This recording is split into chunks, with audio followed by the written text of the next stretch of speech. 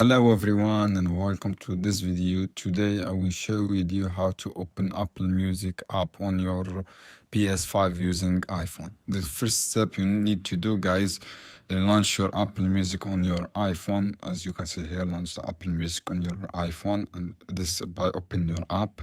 And then after that, guys, open Apple Music on your iPhone and open on your PS5 also, guys. As you can see here, open Apple Music on PS5.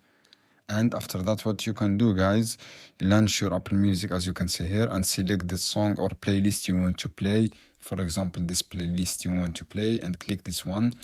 After that, what you can do, guys, use AirPlay or stream on PS5 to sweep down from the top right corner on your phone screen to access the control center.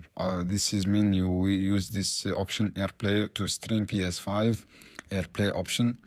After that, tap and hold audio playback, which is the top right corner, and the AirPlay icon. Select your PS5 from the list available device, and then control playback to connect to control playback directly from your iPhone. Include this option play. So this is how you can do without needing switch back to PS5 interface. I hope this video helpful for you guys. See you in another video soon.